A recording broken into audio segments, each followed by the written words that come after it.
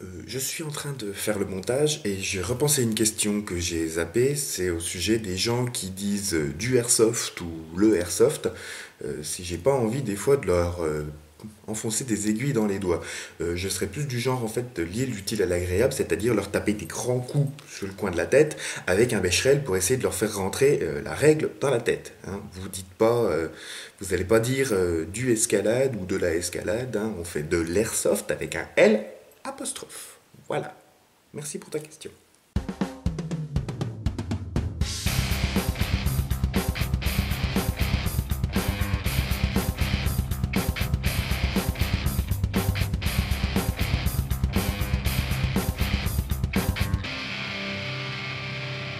Salut à tous et bienvenue aujourd'hui dans cette nouvelle vidéo. Aujourd'hui on reprend les vidéos FAQ, ça faisait un moment que j'en avais pas fait. Je vais essayer de me manier un peu parce que j'ai quand même pas mal de questions et certaines qui nécessitent quand même une réponse assez développée. Et pour le coup j'ai eu pas mal de questions assez pertinentes, donc ça c'est bien, on va pouvoir quand même blablater un peu. Et j'ai essayé de trier les questions justement qui étaient pertinentes ou qui méritaient vraiment une réponse. Donc je n'ai à peu près que des questions vraiment intéressantes, questions qui m'ont été posées sur Facebook, dont vous avez le lien comme toujours dans la description. N'hésitez pas à liker la page pour avoir mes actualités, tout ce que je peux blablater là-dessus. Donc n'hésitez pas à venir faire un petit tour. Donc, question sérieuse cette fois-ci. On commence avec Neo035. Quel est le muscle?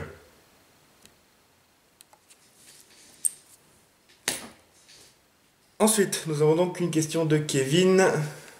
Penses-tu que la pratique de l'airsoft doit-elle être plus encadrée qu'un autre loisir ou au contraire plus facile d'accès aux novices comme aux joueurs plus confirmés? Déjà, je pense pas que le fait d'être plus encadré soit incompatible avec l'accès plus facile aux novices. Euh, Après, plus encadré, forcément, pas forcément, mais faut juste faire attention, quoi. Déjà, le fait que les associations, déjà le fait d'être sous assos, c'est que les associations soient tenues par des joueurs déjà confirmés. Oui, ça peut éviter des fois quelques soucis. Vaut mieux qu'une assos, à mon goût, soit tenue par quelqu'un qui s'y connaît vraiment déjà en gestion d'association, en gestion de personnes et qui soit un petit peu plus confirmé dans le loisir. Hein. Ensuite, Corentin, bonjour, une question. Tu penses quoi des EP? Tu penses PAN?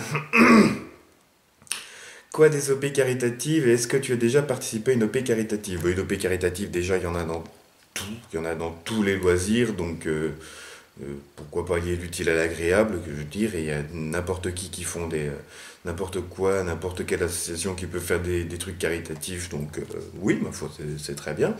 Est-ce que tu as déjà participé? Bah, déjà, ça fait déjà 2 fois que je participe aux Airsofters du cœur par les Tango Charlie, donc vous pouvez retrouver les, euh, les vidéos là, pouf.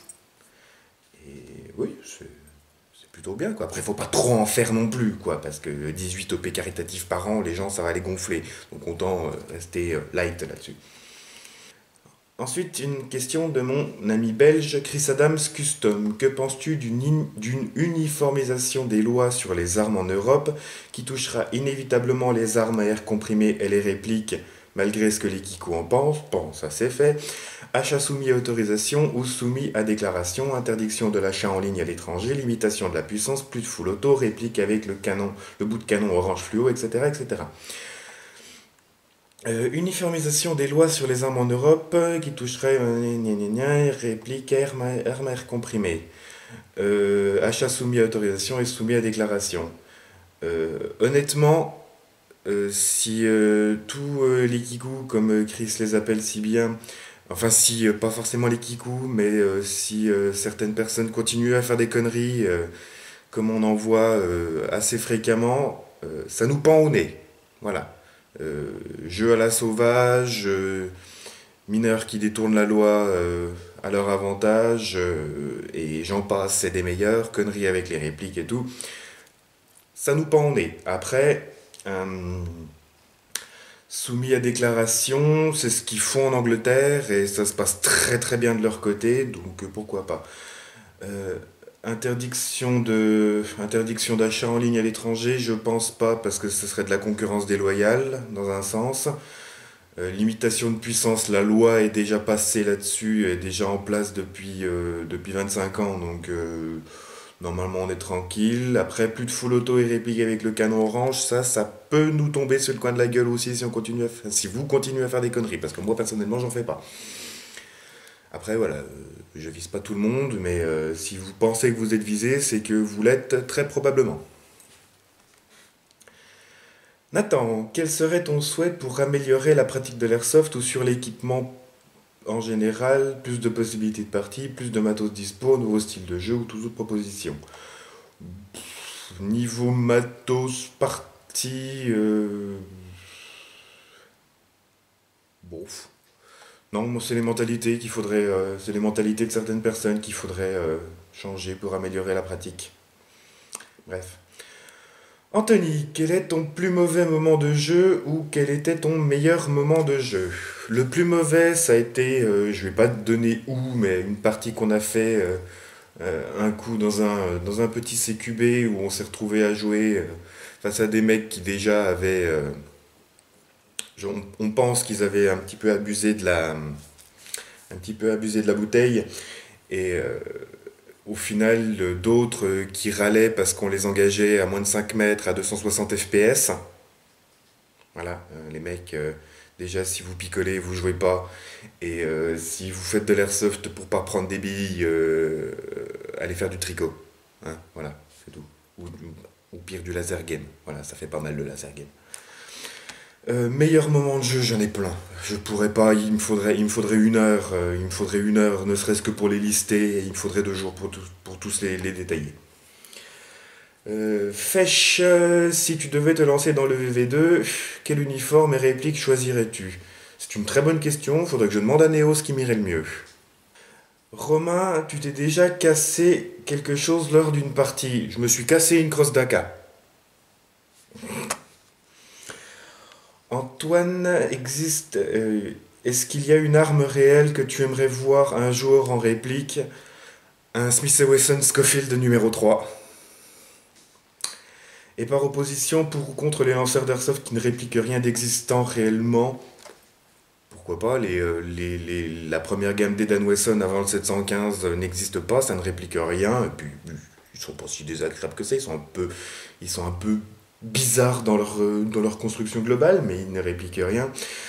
Sinon, j'aimerais bien qu'un jour une boîte se lance dans la fabrication de répliques de certains jeux vidéo, genre Killzone. Il y a des armes dans Killzone, genre le fusil de l'ISA ou le fusil Elgan, le fusil Elgast, qui est monstrueux, qui est magnifique et qui mériterait vraiment d'être en réplique. Après, ça toucherait pas forcément un gros public, donc voilà. Ou Halo. Halo aussi a des super armes qui feraient des super répliques. Aimerais-tu pouvoir designer de A à Z un lanceur sorti tout droit de ton imagination? Je sais pas si j'en aurais les capacités, mais si on m'en donnait les moyens, je pense que je pourrais faire un truc. Antoine toujours, les GBB double canon, genre le dueleur prismatique, cool, marrant, mais sans plus ou nul? Bah pas nul déjà, parce que ça existe en arme, donc pourquoi pas en réplique. C'est marrant, c'est rigolo. Après, niveau facilité tactique avec une poignée qui est large comme ça, c'est pas top. Mais ça a le mérite d'exister, donc pourquoi pas. Maxime, salut à toi, voilà ma question. C'est quoi qui te plaît tant dans l'airsoft? C'est tout. Mis à part, comme je disais tout à l'heure, les mentalités de certaines personnes qui mériteraient juste des claques par paquet de 30. C'est tout. L'ambiance qu'on peut avoir, même avec des gens qu'on rencontre depuis 2 minutes, les répliques, les possibilités de jeu, les moments passés entre copains, tout quoi. C'est vraiment, vraiment tout qui m'éclate quoi. Aimerais-tu que d'autres AES sortent après le A12, donc AES pour automatique, électrique, shotgun? Euh, un striker. Le striker, c'est simple, c'est basique, ça doit pas être bien compliqué à faire. Ce serait rigolo. Un striker, ouais, en multi-shot, ça pourrait être sympa. Et pour terminer, Neo035, tu as eu combien de copines dans ta vie? Laquelle était la meilleure au lit? Une anecdote. Sans déconner. Tu croyais vraiment que j'allais y répondre? Ah, c'est secret tout ça. Non, non, non, non, ça je peux pas, quoi. Voilà, j'ai fait le tour des questions qui m'ont été posées. J'ai essayé de faire des réponses comme cette fois-ci assez concises et assez précises. Comme je disais toujours, ces questions m'ont été posées via ma page Facebook, donc n'hésitez pas à checker le lien dans la description pour venir nous rejoindre sur cette page et ainsi pouvoir participer à tout ce que je peux blablater sur Facebook. En fait, je suis assez actif dessus et je vous pose des questions, je vous mets au courant un peu des sorties de vidéos et des actualités qu'il y a, donc n'hésitez pas vraiment à nous suivre. Et voilà, j'ai pas grand chose d'autre à dire, je pense que j'ai fait cette fois-ci vraiment quelque chose d'assez concis. Je vous remercie comme toujours pour l'activité toujours grandissante qu'il y a sur ma chaîne YouTube. Merci à tous comme toujours pour votre activité. N'hésitez pas à liker la vidéo et à commenter si ça vous a plu. N'hésitez pas à vous abonner à ma chaîne si ce n'est pas déjà fait. Sur ce, je vous dis merci d'avoir regardé. Salut, salut, airsoftez bien et à la prochaine.